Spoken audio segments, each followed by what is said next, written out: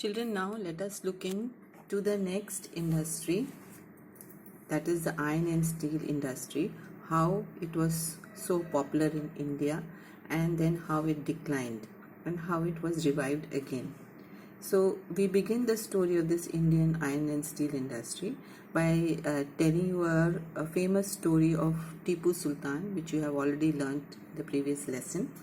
All of you know he was the ruler of Mysore till 1799, and he fought 4 wars with the British, 4 Mysore wars with the British, and it is said that he died fighting with his sword in his hand.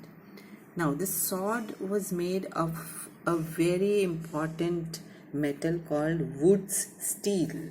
Now, this Wood's steel and his sword is so popular that now it is kept in the Museum of England as a valuable collection. Now, why was it so valuable and why was it so important? The sword had a incredibly hard and sharp edge that could rip through the opponent's armor also. It was so sharp, and the quality of steel was of a very high carbon steel, which was called as wood steel, and it was produced all over South India. And wood steel, when made into swords, produced a very sharp edge and a flowing water pattern. This pattern came from very small carbon crystals which were embedded in the iron. Now, this kind of sword making was very popular in South India, and it was so everyone wondered how they made this sword, which this art has completely died down. We do not know how these people in India, without industrialization, without machines, they made it with hand, a steel which everyone is still wondering how they made this steel, which was so sharp that it could even rip through the opponent's armor. There was an Englishman called Francis Buchan who came to India in 1800, a year after Tipu Sultan's death, and he has left an account of telling us the technique of making this wood steel. Now, this wood steel was produced in many hundreds of smelting furnaces in Mysore, and what was happening this in these furnaces, iron was mixed with charcoal and put inside clay pots. So you can see a clay pot where iron and charcoal. You know what is charcoal? When wood is burnt and then extinguished, then it becomes charcoal. And only with charcoal and iron ore, all this was put into a clay pot, and through a controlled temperature, they would melt this iron ore, and then would melt it and put it in these trays to make these kinds of ingots, pieces of iron.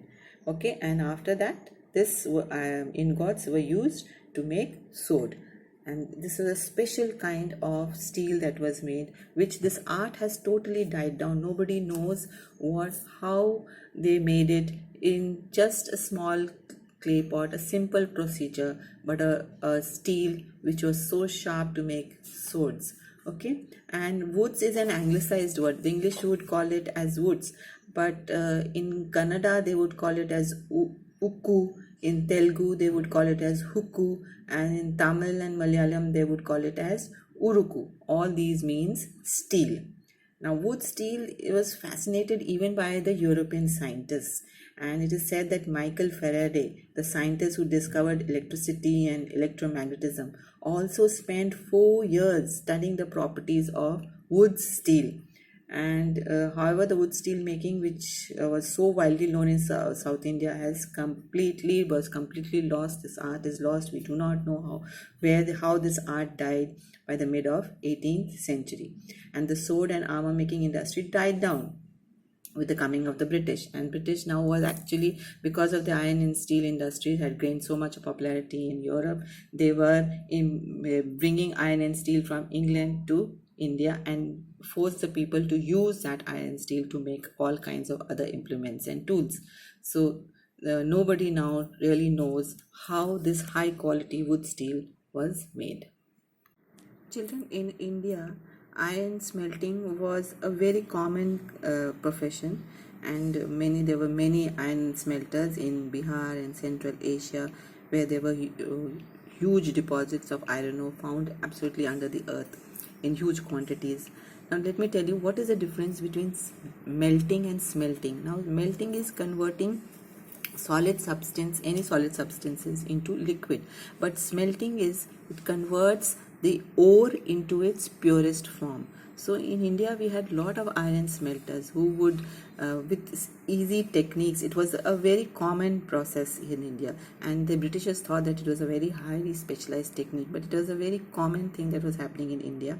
And they were using this, they would make furnaces built of clay and sun-dried bricks, and the smelting was normally done by men, while the women worked with the bellows. You know what are bellows? They would pump air into the fire so that the temperature is controlled and the iron ore melts. So with that, just they would melting of that with just iron ore and charcoal, and they would maintain the temperature. They would blow the air into the fire so that the temperature is maintained, and with this they would make into sheets, and then they would make tools and implements. So it was a very common process, and many people were involved in the making of iron implements and tools. Okay, but we will see now, look into the reasons why and how these iron smelters lost their employment, lost their jobs, and they had nothing else to do. What were the reasons behind it? Let us look into the next link. Children, now let us look into the reasons for the decline of the iron smelting industry. Now, first reason was because of the forest laws. As we have discussed earlier in the previous chapter, that the Britishers had declared certain forests as reserved forest, and no one was allowed to enter these reserved forests. Now, the Britishers prevented people from entering these forests. So, how could these iron smelters now find wood for charcoal? And from where would they find iron ore? These are all there inside the forest. So even if they defied the forest laws, sometimes they just got into the forest secretly and collected wood, but they could not sustain for long. So all the time they could not get into the forest because they were severely punished if they tried to do that. So many of them could not sustain for long, so many of them gave up this craft and looked for other means of livelihood, some other kind of employment. Now in some areas the government did grant access to the forest, but the iron smelters had to pay a very high tax to the forest department for every furnace they used. So this reduced their income. If they had to pay high taxes, he didn't earn much profit by making tools and implements. Okay, so and by the end of late 19th century, iron and steel was being imported from Britain. Okay, and ironsmiths in India began using imported iron and steel to manufacture utensils and implement. So this lowered their demands, what they were producing, and these artisans then faced stiff competitions because the things that the Britishers made, they were made by factory and by machines. They were better quality, rather than people didn't want to make buy items made by these iron smelters. So slowly, by the end of 18th century, this led to the complete decline of the iron smelting industry.